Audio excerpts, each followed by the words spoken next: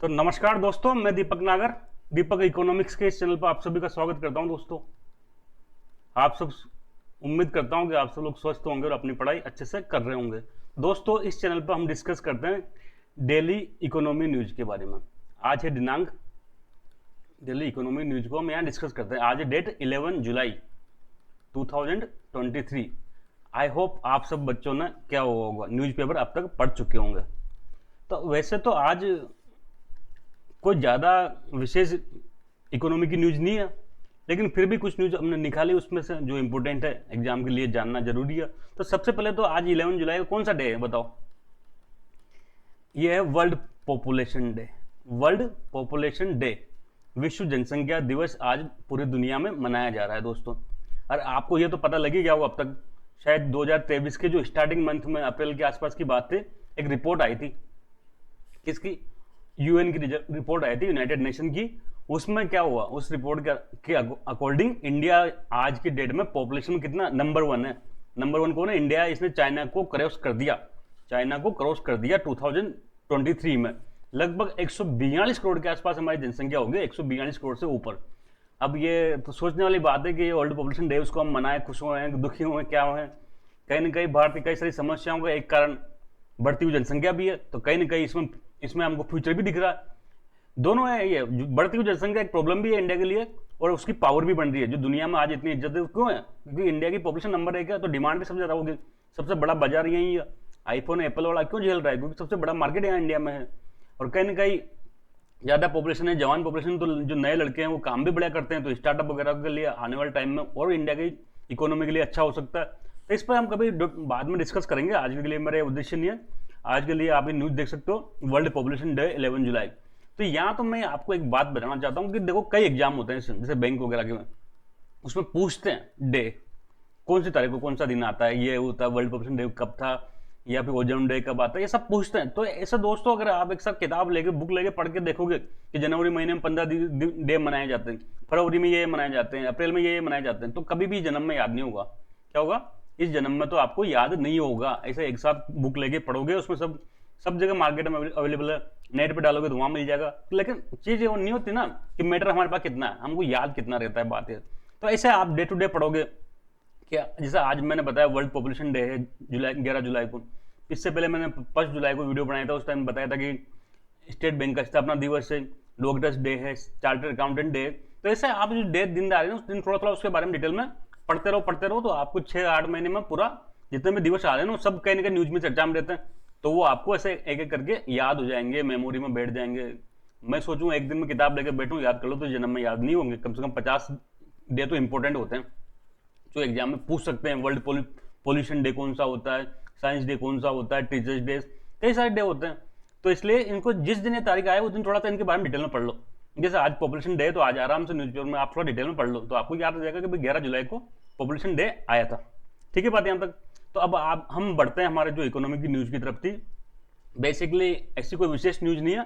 एक संस्था है गोल्डमैन सेक्स करके, पूरी दुनिया में इसका नाम है, पूरी दुनिया में इसका नाम है, पूरी दुनिया में का लार्जेस्ट, सेकंड नंबर का सेकंड लार्जेस्ट इन्वेस्टमेंट बैंकर है, सेकंड लार्जेस्ट इन्वेस्टमेंट बैंकर है। मतलब एक तरह से मान लो दुनिया का सेकंड सबसे बड़ा बैंक है गोल्डमैन सेक्स, जो अमेरिका का बैंक है बेसिकली। इसका हेडक्वार्टर का न्यूयॉर्क में है। तो इस बैंक ने एक हवाई रिपोर्ट दी है। इसने क्या करी, एक रिपोर्ट दी है कि 2075 में, 2075 में क्या होगा, 2075 में जो इंडिया है वो अमेरिका को पीछे छोड़ के वर्ल्ड की सेकंड लार्जेस्ट इकोनॉमी बन जाएगा। वर्ल्ड की सेकंड लार्जेस्ट इकोनॉमी कौन बनेगा? सेकंड लार्जेस्ट इकोनॉमी बन जाएगा इंडिया। ये ऐसी न्यूज दी है। अब 2075 कहाँ है, कोई आसपास की बात तो है नहीं, कितनी दूर की बात है। लगभग आज तो 2023 चल रहा है, करीब 52 ईयर ये बात की बात कर रहा है। तो इसलिए इसकी रिपोर्ट का वैसा कोई वो विशेष मतलब नहीं, लेकिन इस बारे में कुछ चीज बताना चाहता हूँ। सबसे पहले तो जीडीपी क्या होती है। देखो, दो देशों को तुलना करने के लिए, कैसे दो देशों को कंपेयर करें, इंडिया चाइना को कैसे कंपेयर करें, कौन सा देश की स्थिति बढ़िया है, इंडिया यूएसए को कैसे कंपेयर करें, तो उसके लिए जीडीपी एक मापदंड माना जाता है। जीडीपी का सिंपल मतलब होता है साल भर में एक देश में कितनी कमाई होती है, एक ईयर में टोटल इनकम। टोटल इनकम कितनी हो रही है उसको क्या कहते हैं, उसको जीडीपी कहते हैं। जैसे मेरा एक परिवार है, आपका परिवार, आपकी फैमिली में साल भर में आप कितना पैसा कमाते हो, वही आपके स्टेटस है। साल भर में आप सबको 10 लाख रुपए सालाना कमाइए आपकी, तो आपकी एक अलग वैल्यू है। कोई 50 लाख रुपए सालाना कमा रहा है, कोई 2 लाख रुपए सालाना कमा रहा है, तो जिसकी ज्यादा सालाना इनकम होगी वो आदमी उतने पैसे वाला माना जाता है। ऐसे जीडीपी है।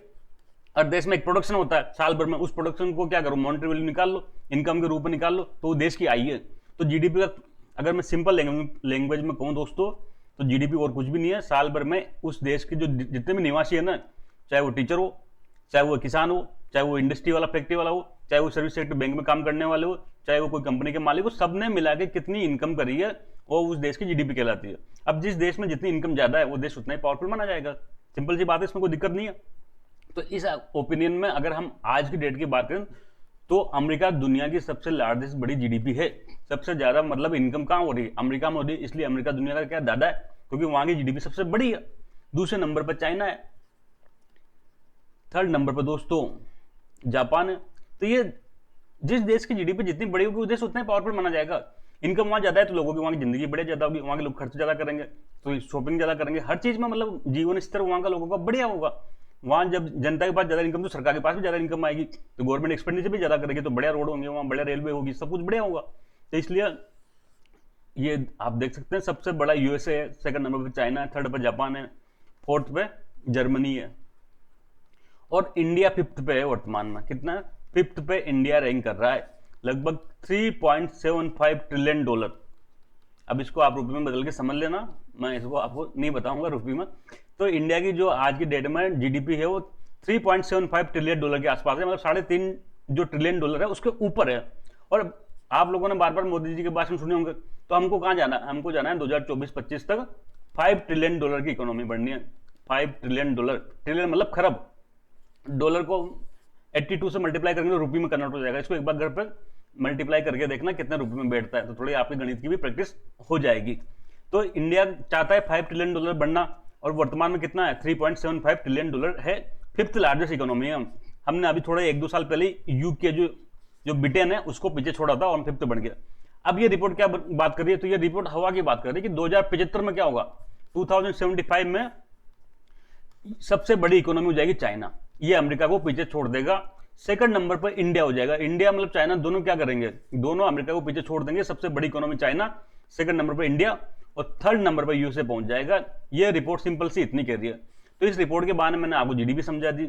वर्तमान में GDP, Indian GDP 5 trillion dollar है, मतलब 3.5 ट्रिलियन डॉलर है, जिसको 24-25 तक मोदी जी 5 ट्रिलियन डॉलर बढ़ाना चाहते हैं। ये हमने सीख लिया। इंडिया की जो रैंक थी 5 देशों की, टॉप 5 कंट्री की जीडीपी में, वो हमने समझ लिया।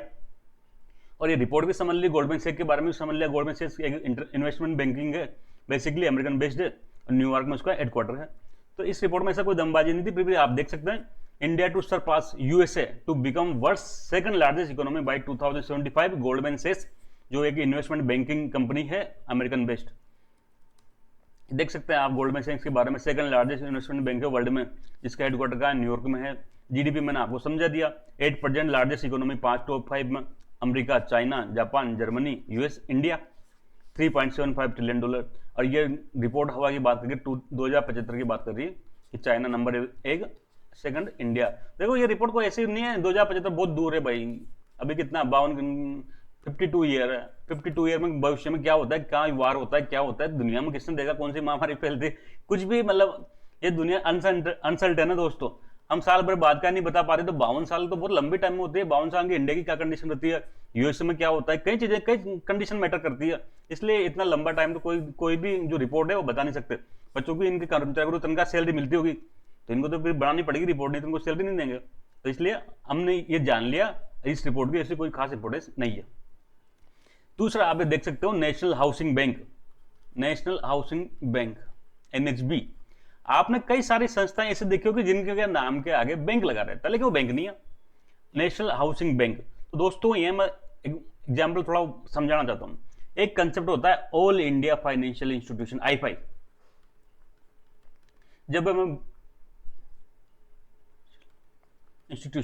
जब मैं आपको बैंकिंग पढ़ाऊंगा डिटेल में, तब वहां पर ये आई5 आएगा। जब हम बैंकिंग की स्ट्रक्चर पढ़ते हैं ना इंडिया में, तो एक तो बैंक रखते हैं, एक तो नॉन बैंक रखते हैं। वो नॉन बैंक में आई5 का एक चैप्टर होता है पूरा, जिसमें टोटल 5 आई5 है इंडिया में आज की डेट में।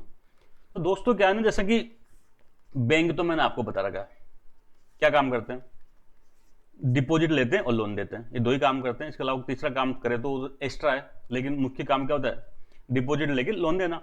फिर मैंने एक बार आपको समझाया था, नॉन बैंकिंग फाइनेंस कंपनी होती है एनबीएफसी, ये क्या करती है, सामान्यतः ये डिपॉजिट एक्सेप्ट नहीं करती लेकिन लोन देती है। जैसे कि मैंने कई बताया बजाज फाइनेंस, आप लोग कार लेने जाओ तुरंत बजाज फाइनेंस वाले आपको घेर लेंगे कि लोन ले लो, लेकिन कभी बजाज फाइनेंस में आपने किसी ने अकाउंट खुलाया, पैसे जमा कराया वहां पर नहीं कराया, क्योंकि वो डिपॉजिट एक्सेप्ट नहीं कर सकती, वो एनबीएफसी है।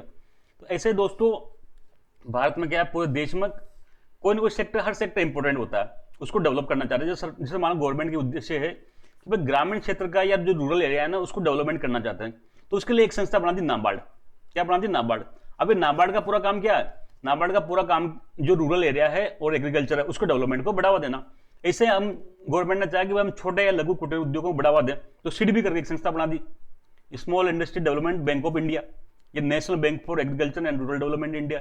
ऐसे ही गवर्नमेंट ने चाहा कि हम जो एक्सपोर्ट कर रहे हैं ना उन एक्सपोर्टर को बढ़ावा दें, तो export import bank of India, EXIM bank बना दिया। ऐसे ही गवर्नमेंट ने चाहा कि भाई जो देश में हाउसिंग सेक्टर इंपोर्टेंट सेक्टर होता है, हर आदमी का सपना होता है घर, तो सस्ते दाम पर घर उपलब्ध कराना और इजीली अवेलेबल कराने के लिए एक अलग से संस्था है, तो गवर्नमेंट ने क्या बना दिया, नेशनल हाउसिंग बोर्ड बना, बैंक बना दिया, एनएचबी। ऐसे ही जो आधारभूत ढांचा है, जैसे कि रोड है, पुल है, पोर्ट है, ऐसे में बड़े पैसा चाहिए तो इनको बैंक लोन नहीं दे पा रहे, तो उसके लिए अलग संस्था बना दी, नाबिड करके, national bank of financing infrastructure development, NFB-FIID, ये लेटेस्ट में है 2021 में। तो ऐसे टोटल 4 आईफाई हैं जो पूरे इंडिया में काम करते हैं, ऑल इंडिया में काम करेंगे। और क्या करते हैं ये जो है ना, उनको जो सेक्टर को कहीं ना कहीं फाइनेंस अवेलेबल कराने का काम करते हैं। एक बार इनका मॉडल समझो आप, जैसे कि नेशनल हाउसिंग बैंक है, अब ये NHB हो गया, नाबार्ड हो गया, ये खुद पैसा नहीं देते। आप यहां जाओ मैं डिपॉजिट खोल कर लूं, नहीं कर, ये आपसे डिपॉजिट एक्सेप्ट नहीं करेंगे, क्योंकि ये कोई बैंक नहीं है, ये इनका कोई खाता नहीं खुल सकता।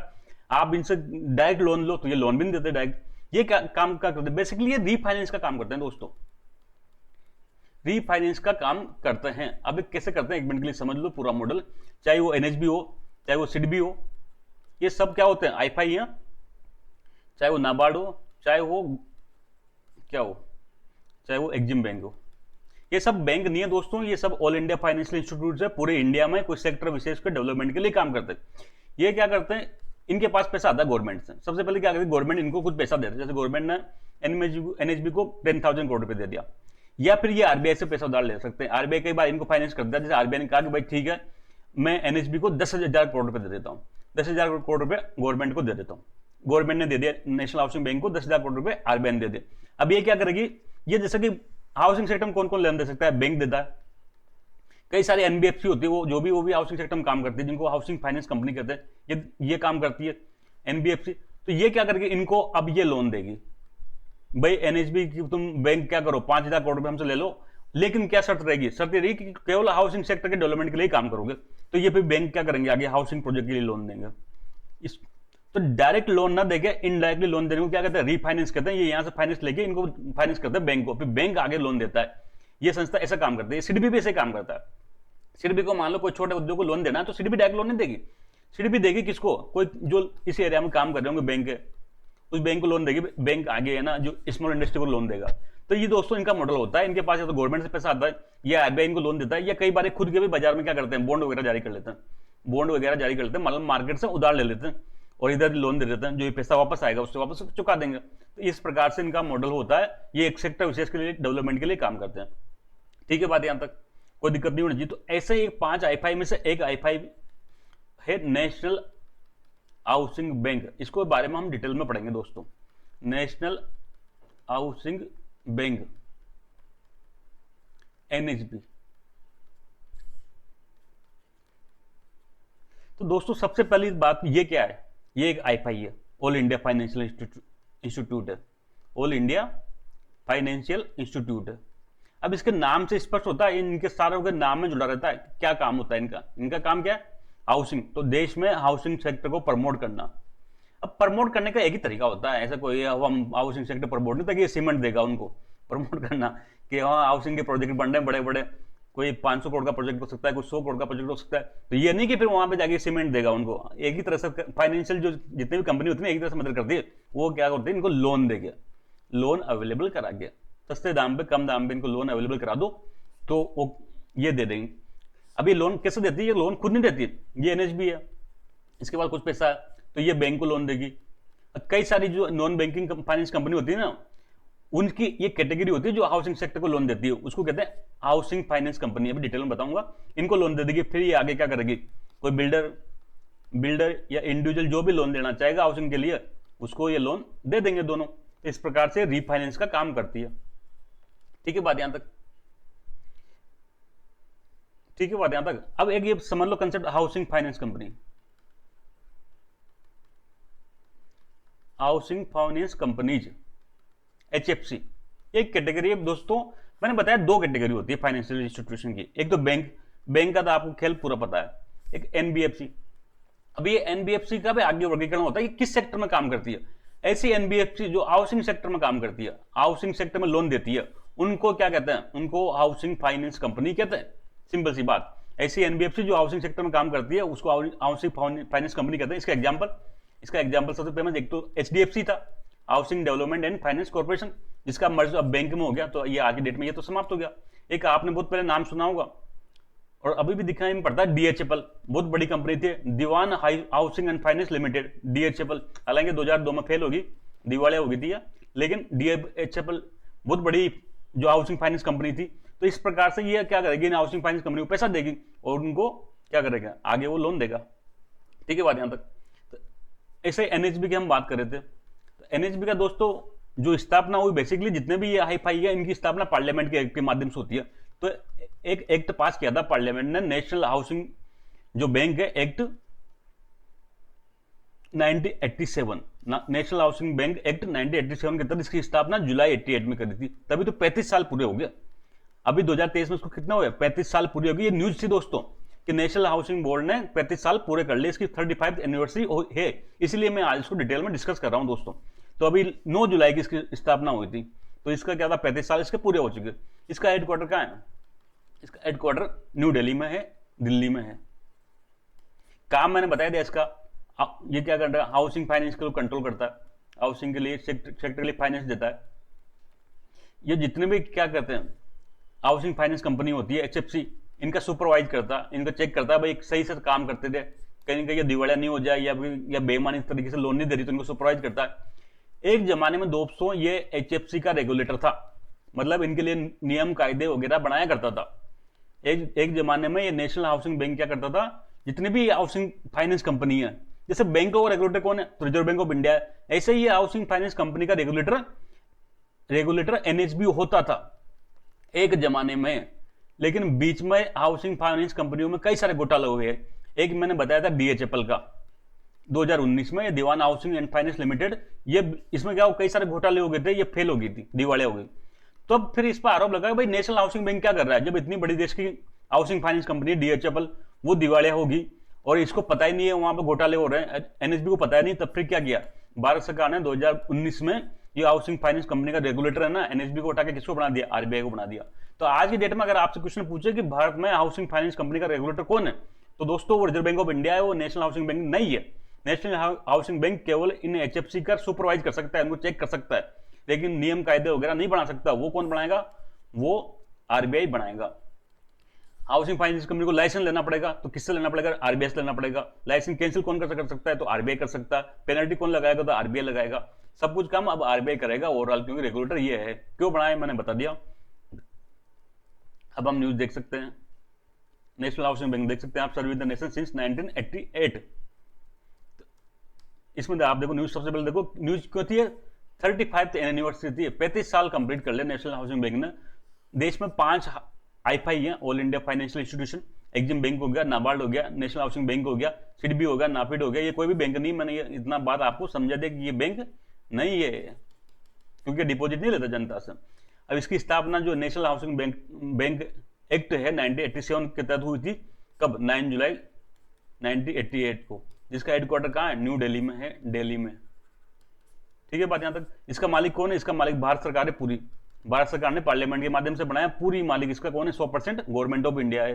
गवर्नमेंट ऑफ इंडिया की तरफ से मैं बताऊं तो फाइनेंस मिनिस्ट्री है, क्योंकि फाइनेंस का मैटर है, इसलिए वित्त मंत्रालय इसका मालिक है 100%, 100% जो शेयर होल्डिंग है ना, किसके पास है? भारत सरकार के पास है। ओनर कौन है? 100% government of India finance ministry. क्या it is the apex financial institution for housing sector? Bharat में जो हाउसिंग सेक्टर के लिए क्या है, टॉप की सबसे टॉप का फाइनेंशियल इंस्टीट्यूशन है, सब कुछ इसके नीचे है। जो हाउसिंग फाइनेंस कंपनी है उनको क्या करता है, सुपरवाइज करता है, हाउसिंग सेक्टर में फाइनेंस को अवेलेबल कराता है, उसके लिए प्रयास करता है सस्ते दर पर लोन मिले हाउसिंग फाइनेंस के लिए, उसके लिए प्रयास करता है। मैंने बताया था ये एक जमाने में हाउसिंग फाइनेंस का रेगुलेटर हुआ करता था। इसकी स्थापना का बेसिक उद्देश्य यही था ताकि ये हाउसिंग फाइनेंस कंपनी को रेगुलेट करे। लेकिन 2019 में ये कई सारी कंपनियां फेल होगी, जिसमें मेन था डीएचएफएल। इसमें क्या घोटाला हुआ था इसके। अब घोटाला हो गया इतने बड़े लेवल पर, इसको पता ही नहीं सो रहे होंगे तुम एनएचबी वालों, तो एनएचबी को क्या सरकार ने भगा दिया कि तुम इस लायक नहीं हो। तो फिर क्या किया, 2019 में डिफॉल्ट के बाद डीएचएफएल के आरबीआई को रेगुलेटर बना दिया। तो आज की डेट में रेगुलेटर कौन है हाउसिंग फाइनेंस कंपनी का? तो वो आरबीआई है दोस्तों, एनएचबी नहीं है। अब एनएचबी एक इंडेक्स जारी करता है, उसको याद रखना, पूछ सकते हैं एग्जाम में कि रेजिडेक्स। ये रेजिडेक्स करके कौन इंडेक्स जारी करता है? बेसिकली देखो, हर सिटी में हाउसिंग प्राइसेस अलग अलग होती है। जैसे जयपुर, अब जयपुर में जो हाउसिंग के जो घर है, घर की कीमतें घट रही है, बढ़ रही है, महंगाई बढ़ रही है, घट रही है। इसके लिए ऐसे 50 शहरों में, ऐसे 50 सिटी के लिए, ऐसे 50 सिटी को मिला के ये इंडेक्स जारी करता है हर क्वार्टरली, जिसे क्या कहते हैं, रेजिडेक्स कहते हैं। तो रेजिडेक्स का उद्देश्य क्या है? जो हाउसिंग प्राइसेस है ना, घरों की कीमतें, उनको ट्रैक करना होता है, हाउसिंग प्राइसेस को ट्रैक करना होता है, जिसको नेशनल हाउसिंग बैंक द्वारा जारी किया जाता है। तो सिंपल एक लाइन में याद रखना आप तो रेजिडेक्स करके इंडेक्स है, जिसका उद्देश्य क्या है, शहरों में जो घरों की कीमतें हैं उसकी घट रही है, बढ़ रही है, उसको पता लगाना। कौन जारी करता है? तो नेशनल हाउसिंग बैंक जारी करता है। ये देख सकते हैं, NHB Residex, release by NHB, national housing bank. एक बेसिकली एक हाउसिंग प्राइस इंडेक्स है, घरों की कीमतों का एक सूचक होता है, महंगाई बढ़ रही है उनमें कि घट रही है। 50 सिटी के लगभग कवर करता है। एक दोस्तों लेटेस्ट लास्ट टॉपिक है अर्बन इंफ्रास्ट्रक्चर डेवलपमेंट फंड। देखो क्या है, आप लोगों ने बजट पढ़ा होगा, तो बजट में निर्मला ताई ने घोषणा करी कि शहरों में जो सिटी है बड़ी, टीयर 2 टीयर 3 सिटी, इनके डेवलपमेंट के लिए एक अलग से फंड बनाया जाएगा, अर्बन इंफ्रास्ट्रक्चर डेवलपमेंट फंड। इसका नाम से स्पष्ट है, ये एक फंड है। किस काम के लिए बताओ? अर्बन इंफ्रा के डेवलपमेंट के लिए। तो ये गांव में काम करेगा कि नहीं करेगा? ये अर्बन एरिया में काम करेगा। अर्बन एरिया भी कौन सा? टीयर 2 और टीयर 3 सिटी। देखो टीयर 1 जो बड़ी सिटी होती है ना, जैसे दिल्ली वगैरह, यहाँ तो क्या नगर पालिका नगर निगम बहुत मजबूत होती है, तो खुद डेवलपमेंट कर लेती है, और भी कई पैसा आ जाता है। लेकिन जो छोटे टीयर 2 टीयर 3 सिटी है, इनके डेवलपमेंट में दिक्कत आती है। तो इसके लिए क्या किया, एक अलग से फंड बना दिया। बजट 2023-24 में गवर्नमेंट ने घोषणा करी। जिससे क्या होगा, जिससे अर्बन एरिया में डेवलपमेंट होगा। ठीक है, क्या काम होगा? इंफ्रास्ट्रक्चर डेवलपमेंट होगा, रोड बनेंगे, सीवरेज बनेंगी, पानी की ड्रिंकिंग वाटर की सप्लाई होगी, सब काम होंगे। ठीक है, अब ये कितना अमाउंट का है? तो 10,000 करोड़ का है। 10,000 करोड़ की लागत से ये फंड बनाया जाएगा। अब सर ये बात ये आई, पर ये तो ठीक था, लेकिन एनएचपी में क्यों पढ़ा रहे हो? तो ये फंड को मैनेज कौन करेगा? इस फंड को मैनेज एनएचपी को करेगा। मतलब एक तरह से ये फंड जो 10,000 करोड़ का फंड बनाया है भारत सरकार ने, ये नेशनल हाउसिंग बैंक के पास रहेगा। अब फिर वो नेशनल हाउसिंग बैंक आगे नगर पालिकाओं, नगर परिषद, नगर निगमों को पैसा अलॉट करेगा। तो इसका मैनेजमेंट कौन देखेगा? एनएचपी। तो ये एग्जाम में पूछा जा सकता है कि हाल ही में बजट 2023-24 में एक अर्बन इंफ्रास्ट्रक्चर डेवलपमेंट फंड बनाया गया था, जिसको मैनेज कौन करेगा? चार कुछ भी दे देंगे, ministry of housing and urban affairs, national housing bank, RBI, और कोई एक नाम दे देंगे। तो सही आंसर होगा नेशनल हाउसिंग बैंक। 10,000 करोड़ का होगा। लेटेस्ट बजट में अनाउंसमेंट किया गया था, टीयर 2 टीयर 3 सिटी में डेवलपमेंट करेंगे। तो दोस्तों आज का जो मैटर था यही समाप्त होता है। जल्द मिलेंगे, तब तक के लिए थैंक यू, जय हिंद।